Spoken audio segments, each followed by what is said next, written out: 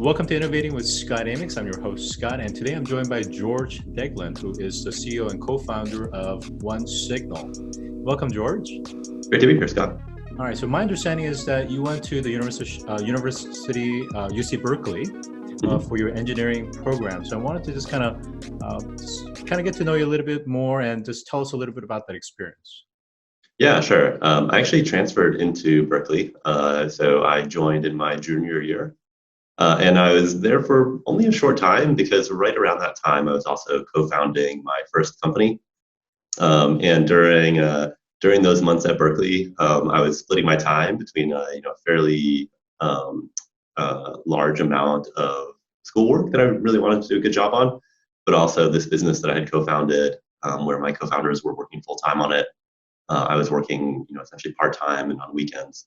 And as that business started to take off, I actually dropped out of school to work on it full time. Okay. Now, where did you transfer from before you went to Berkeley? Yeah, I was in community college before that here in Silicon Valley. Okay. And how do you feel like Berkeley kind of prepared you, or was it really more of a kind of a opportune time to overlap with the kinds of people that you ended up eventually co-founding your company with? Yeah, I actually did not meet my co-founders through Berkeley, but it certainly did help me build a network of other people my age and other entrepreneurs. A lot of my classmates from that time have gone on to also start their own companies. Some of them are now in venture capital. And yeah, I mean, Berkeley's been an incredible school. There's so many smart people there who I've stayed in touch with, some of whom I've gotten the chance to work with or build closer relationships with. And then just being in the environment, being in Berkeley and being in San Francisco for that first company really helped me build a network that has now led me to some of the things that have helped make OneSignal successful. Now, you're one of the few that have decided to drop out of school to pursue your entrepreneurship on a full-time basis. Mm-hmm. I know Peter Thiel has a fellowship program specifically for exactly that. Yeah. What is your thought around the handful of few exceptional, very successful people that have chosen to seize their career educational completion to pursue their entrepreneurial activities? Yeah, I mean, I think it makes a ton of sense. I think there are people out there who are so ready to go and have an entrepreneurial experience. They have so much knowledge and so much, so many of the things that you really need to be a successful founder or entrepreneur. That in some ways I can understand that those extra years at school may be better spent actually starting their business. I think the reality is you can accomplish a ton in a very short period of time. There's so much that you can learn. There's so much that a business can do in just a couple of years. And I think there are cases where people might be better prepared to do that sooner and wouldn't necessarily get those same skills at school.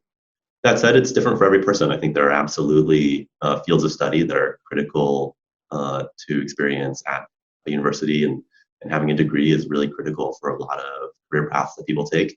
So it's not the right move for everyone, but I think there are some people, and myself included, where it made sense, and I think it was the right decision to make.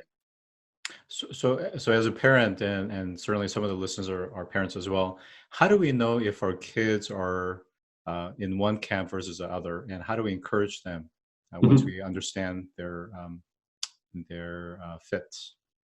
Yeah, I mean, I think it really can depend on the reasons that they might feel an urge to leave school early. In my case, I had been running the company on the side, and we had raised venture capital, and it was an opportunity for me to build like a really incredible network and to be part of a company that was doing really well. And so I think there were a lot of indicators that made it seem like a reasonably safe move. The other part of it is the way that I withdrew from Berkeley. I always had the opportunity to come back.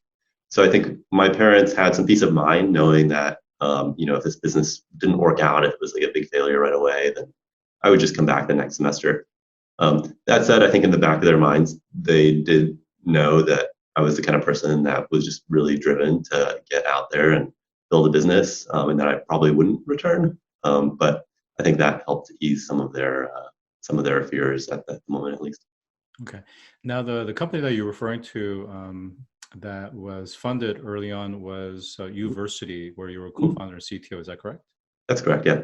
So tell us about what that was, and then again, that's a predecessor to what you're working on today on OneSignal. Yeah, it was a very different company than OneSignal. The initial product we released was a social network designed for university students.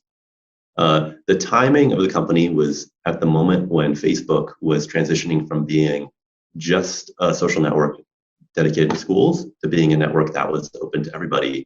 And we saw an opportunity for another company to come in and form that kind of school-centric social network that Facebook was starting to move away from. It was also the time when the Facebook platform was getting introduced. And we had a very good partnership with Facebook where we were building it on top of their platform to get access to the social graph and to make it really easy for people to come onto our service. And so we had a lot of early success and early traction there. Over time, we found that a better path for the company was to go to be a more business-centric product and actually sell the product to schools.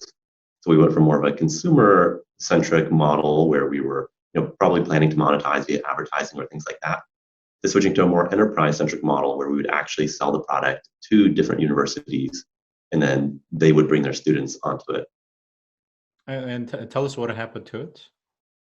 Yeah, the business continued to grow over my time there. I was there for about 4 years. After a while, I was itching to do something new, so decided to leave and start the company that would become OneSignal. In the meantime, my co-founders and the team of the previous company continued to grow that business, and then a couple of years later, it was acquired. Okay, great. So tell us about what was the genesis for OneSignal? What was the market gap that you're trying to address? Yeah, so OneSignal was born as a pivot, one of many pivots that we had taken as a company. So after I left my first company, Uversity, back in 2011, I met my current co-founder, and we started working on the first idea that we would work on, and that was actually had some similarity to what I was doing at Uversity. The first idea was to build a social network for people that play games, and in fact, a network where they could use that to log into a game with a virtual avatar. So that was the very initial idea that we worked on. Over time, we experimented with lots of different business opportunities, lots of different ideas. And for a while, this was about maybe end of 2012 to 2014, we explored what it would actually building a game studio and building mobile games that we would try to grow and distribute. It was through that experience and through the challenges that we had building games that we saw some of the opportunities that existed for vendors to provide solutions for game developers to better re-engage their users. And then that was what ultimately led to us seeing the opportunity for OneSignal and getting it off the ground. So tell us about your current product. What exactly does it do? And I know you guys are focused on developers. Mm-hmm. And tell us a little bit about kind of the future product roadmap that you can share. Yeah, absolutely. So OneSignal makes it really easy for any company to re-engage their users with messages. In particular, a big focus of ours to date has been helping people send more effective push notifications. So I think we've all been in the seat of people that are installing apps and getting notifications from them. And I think we've all had the experience of getting notifications where we're just really annoyed by them. It's like, why did I get this? This isn't relevant to me. And I'm going to block notifications or uninstall this app as a result. So we were having that experience ourselves. We were obviously downloading a lot of games, using lots of apps, but we were also building games, and we saw both sides of the picture. As game developers, we saw how painful it was to be able to send notifications, both from a technology standpoint, but also how difficult it was to learn and implement best practices. We realized that there was this kind of combined opportunity. There was an opportunity, and then developers are really aware of this challenge. So the opportunity was to build a solution that would help developers like ours, and through that also provide a much better user experience for all of their end users. So tell us about your algorithm, your IP around how do you make sure that it's contextually relevant and the timing is right to send these notifications? Yeah, absolutely. So there's a lot of different capabilities we provide in the product. but they all center around the theme of making it really simple to send effective messages. So everything we think about is how can we make it simpler for our customers to get up and running, so to implement the technology in the first place, and then how to give them the tools to understand and increase the effectiveness. So some of those tools are things like A/B testing, the ability for someone to, instead of just sending one message, to actually try a few different variations on a subset of their audience before sending a notification to their wider audience. Another tool we have is actually letting people instrument data that comes back to us about the different outcomes that are occurring from users that tap their notifications. So for example, our customers can instrument how many purchases are being made, or how many levels is someone playing in their game, all these kinds of actions that they might care about. And then they can tie those outcomes back to a notification that they've previously sent so that they can understand about how they may want to refine or reuse that notification for future users. And finally, notifications have just been kind of the starting point of our product, but we found that people really want to engage their users across multiple channels. So in just the past few months, we've implemented support for channels like email and also in-app messaging, so that even someone who may come to us initially just for notifications can now start to use our product for many channels and make sure they're reaching users in the best way possible. Now, for your enterprise customers or developers, are they managing all the notifications through your platform, or are there some subset that they're managing through yours, but they continue to manage notifications separately? And the reason I ask is that if it's a multi-prong or multi-platform strategy, it may result in mixed results.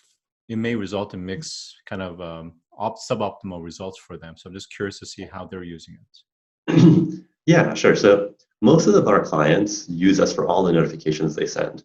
In fact, I would say that's one of the things that our product is really good at. There are messaging solutions out there that are very, let's say, marketer-centric, where maybe the marketing team uses it, but the development team is still kind of on their own for things like transactional messages or reminders. With OneSignal, our product encompasses both use cases. So our customers both use us to send transactional notifications. So that's things like your package just shipped, or you left something in your cart, or you have a new message from a friend, as well as marketing messages, such as a promotion for the holidays, or information about a new product that's being released. Okay. Now, there's going to be a subset of end users who are very averse to notifications. So for example, myself, I turn off all my notifications. Any kind of emails that I get, I typically unsubscribe. So how do you make sure that once they're on your platform that you can re-engage those end users that perhaps maybe have completely opted out? In the first place, one of the values of our product is to try to minimize the number of people that opt out of notifications. In our experience, if you can make sure that users are receiving contextually relevant messages, and that our customers understand the frequency and content that they need to put in the notifications, the opt-out rate is much lower. Now, when users do opt out, we provide our customers with a variety of ways to message the users in other ways. So, for example, our in-app messaging product lets you show an interstitial message in the application itself, and you can show that to people that have maybe opted out of push notifications. Or some of our customers find that maybe users will initially opt out of notifications, but they want to later opt back in. So we just make it really simple for people to use our API to ask the users later on to grant permission, maybe after the user has done something where they're actually desiring a notification in response. Okay. So let's switch the conversation just a little bit to the early days of your company back in maybe 2014 or 2015, prior to receiving your seed fund round. How did you guys initially finance the startup, and what was it like to actually get your first seed or institutional round? Yeah, so we raised a little bit of money in 2011 because we were part of Y Combinator, but it wasn't a lot. Through that time, because that very sort of initial a small amount of capital was in 2011, and then our seed round was in 2015. So over that 4-year period, my co-founder and I just really cut our expenses. So we weren't eating out, we weren't going on trips, we weren't buying anything, and we were spending a lot of our savings in order to sort of keep the business running. And then there were times during those years where we did have revenue. So some of the games that we released did bring revenue to the business. And in fact, we were able to hire some people as part of that as well. But yeah, it was a fairly long journey and one where we had to just be extremely frugal until we were able to build something that started to grow and we were able to raise venture capital. Okay, great. Well, thanks for sharing that. Tell us about your experience as a technical CEO, because your prior role was that of CTO. How has that been different for you, and what are kind of capabilities or aptitudes that you've developed as a result of the role that you currently play? Yeah, so in the vast majority of ways, my technical background has been a tremendous asset for me in building this business. In the early days, it enabled me to basically build it all on my own. We didn't have to go out and hire people. We wouldn't have been able to afford them. And it also helped me see the vision for the products that we were building in a way that I think a non-technical CEO might not have. So I don't think we would be in this market if I didn't have the technical experience that I do. We'd probably be doing something else. So it helped me see the opportunity, and it really helped me execute quickly on it. There have been other advantages since then. So one really important part of being a technology company like ourselves is being able to build a super strong engineering team. And I had experience building those teams and identifying and attracting talent. And so that's been essential for building the strong engineering team that we have here today. The only downside, I would say, to being a technical CEO like myself is that I always look at things from a very technology-centric angle. And in the early days, I always looked at the solution to problems as just sitting down and writing code. But sometimes the reality of running a business is it's not about just sitting down and writing code. It might be about going out there and talking to customers. And sometimes you can't look at everything from just a purely technical numbers angle. You also have to kind of understand the emotions of people and the motivators of people. And so those are skills I've had to build up over the years to be effective in my role, especially today where I'm CEO and no longer directly managing engineering. Yeah, so that's a really good segue, which is that early on you had a kind of a roll up your sleeve and get your hands dirty approach to product building. Mm-hmm. But in your capacity, and then certainly as the organization grows even more so, the kind of things that you focus on a daily basis is going to shift quite a bit more so to just strategy, growth, sales, and marketing. How are you kind of further reinforcing that, and how are you building your organizational team to support a different stage of the life cycle for your organization? Yeah, so at this stage of our business, individually, like any tactical thing I do would have very, very little impact. The business is now built on the efforts of all the individuals here that are writing code or doing marketing or doing sales. And so my role is all about enabling everybody else to be successful. Part of that involves hiring really good executives and managers who have the experience and skills to be super successful in their role at this business. And then the other part is about really finding ways to motivate the team and get us all aligned around a vision that we're excited about. Yep, sounds great. My next question for you is, notification has this kind of implied assumption that it's really more of a push model, meaning that it's the app developer or the product company that is trying to re-engage. Can you tell us about your strategy from a perspective of how are you gathering more information, more data in such a way that you can almost predict the kinds of needs that a particular user would have, so that it doesn't feel like it's being pushed, but rather it's being preemptive and helpful? Yeah, absolutely. So there's a wide spectrum of the types of notifications that people receive. And some of them, frankly, the app just wouldn't work without it. So you can imagine when you order a Lyft or an Uber, a notification is an essential part of the product experience there, and it wouldn't work without it. And a lot of our customers use us in that way. And then I think there's sort of these intermediate notifications where they may be transactional, they might be relevant, but not all users desire them in the same way. So maybe that could be an example of getting a coupon for something. If you get a coupon for something you really want, you're super excited about it. And if you get a coupon for something you don't care about at all, that's just annoying.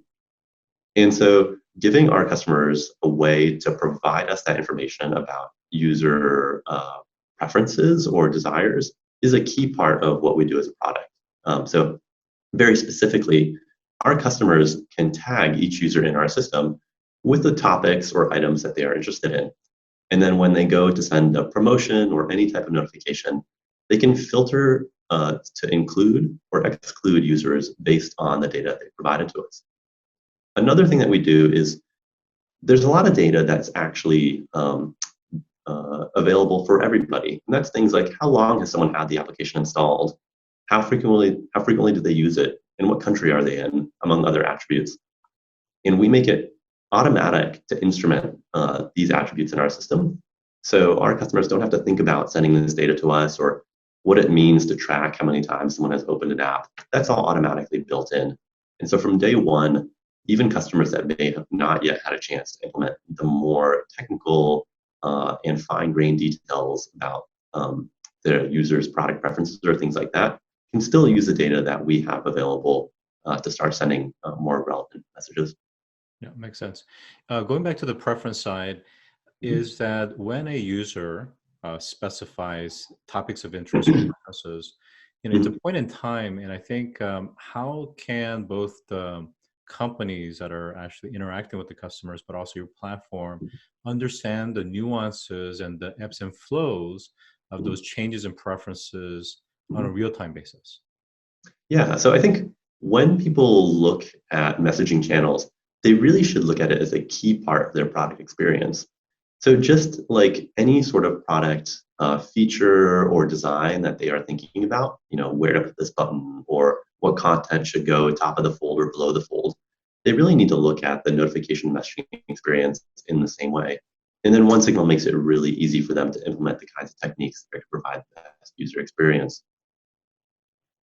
Terrific. Sounds great. And my last question for you is, when you look back at your past startups as well as your current and any product or project that you've undertaken, are there some maybe product or project failures that you have, and then any specific lessons learned that you can share with others? Yeah, absolutely. So I think one thing that I've done well in my career is pivoting when something is not working. The reality is most ideas that people initially have won't work right at the start.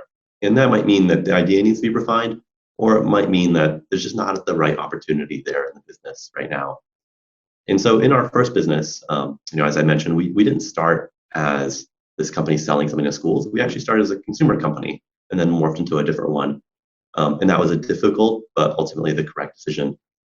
And then, of course, when starting OneSignal, it took us about 4 years before we started working on this idea and came up with it. And in that 4-year period, we worked on many, many different projects, all the way from that game-centric social network that I had mentioned. We even worked on things like an email client. Of course, we worked on it as a game studio. And we just kept thinking about, are we on the right path to success? Or should we be doing something a little different or drastically different? And it's always being open to these new opportunities and always seeking to learn and identify new opportunities that led us to build OneSignal, and that still drive a lot of our success today.